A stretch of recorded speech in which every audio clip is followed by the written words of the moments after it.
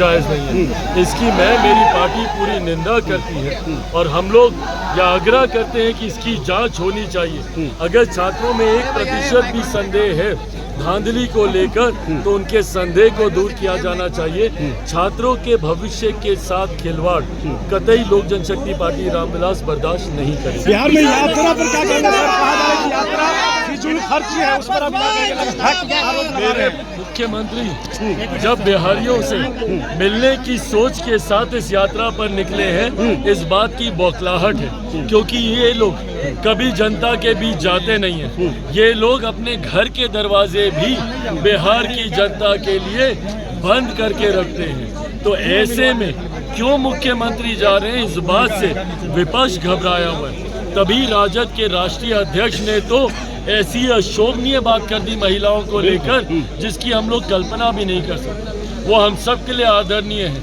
आदरणीय लालू जी।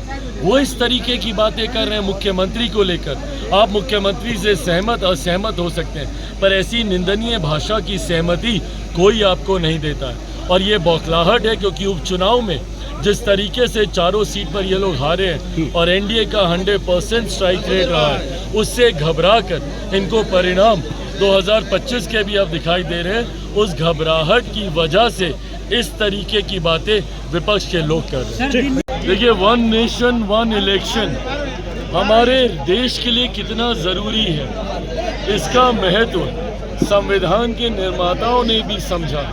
तभी शुरू में जब देश आज़ाद हुआ तो देश भर में एक साथ ही चुनाव कराने की व्यवस्था बनाई गई और ये लगभग 1-1.5 दशक तक ऐसे ही चला। 60 के दशक में जब अलग अलग राज्यों में बीच में ही सरकारें गिरने का सिलसिला शुरू हुआ, उसके बाद से इस व्यवस्था में थोड़ी सी दिक्कत आने लगी। पर आज की तारीख में जिस तरीके से बार बार देश में चुनाव होने से आर्थिक बोझ जिस तरीके से देश में पड़ता है, जिसका सीधा असर हमारी देश की आबादी पर, देश के लोगों पर, उन टैक्स पेयर्स पे होता है जो कहीं ना कहीं देश के विकास में अपना योगदान निभाते हैं, पर उस विकास के पैसे को लगातार चुनावी प्रक्रिया में इस्तेमाल किया जाता है। अभी भी आप देख लीजिए, 5-6 महीने पहले लोकसभा के चुनाव हुए, उसके ठीक बाद हरियाणा और जम्मू कश्मीर के चुनाव, उसके बाद झारखंड और महाराष्ट्र के चुनाव, आज हम लोग दिल्ली के चुनाव की तैयारी कर रहे हैं, उसके बाद बिहार के चुनाव, फिर असम के चुनाव। ऐसे में मॉरल कोड ऑफ कंडक्ट लगने से भी विकास की परियोजनाओं की गति रुकती है। ऐसे में ज़रूरी है और सेना का डिप्लॉयमेंट भी, जिस सेना की जिम्मेदारी देश की सुरक्षा की है, वो समय समय पर अलग अलग राज्यों में हो रहे चुनाव में व्यस्त रहती है। ऐसे में ज़रूरत है और देश के लोग आज की तारीख में इतने जानकार हैं, इतनी जानकारी है उनको कि भारत के संघीय ढांचे को समझते हुए जहां लोकसभा में अलग सोच से मतदान, तो विधानसभा का अलग सोच का मतदान होता है। इसी बार लोकसभा में देख लीजिए, जिन राज्यों में साथ में विधानसभा के चुनाव हुए, आंध्र प्रदेश इसका उदाहरण है, जहां लोकसभा में मतदान दूसरी सोच के साथ हुआ, तो वहीं आंध्र में स्थानीय सरकार को चुनने का देश की जनता ने काम किया। तो ऐसे में देश की जनता इतनी जानकार है, इतनी बुद्धि, इतनी विवेक है कि वो भारतीय संघीय ढांचे को समझ सकती है।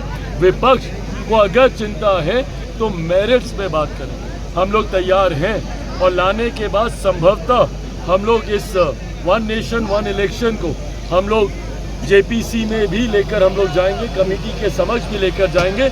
वहाँ पर विपक्ष इसके मेरिट पे चर्चा करे। विरोध सिर्फ इसलिए कि नरेंद्र मोदी लेकर आ रहे हैं, विरोध करना है, ये कतई जायज़ और उचित नहीं है।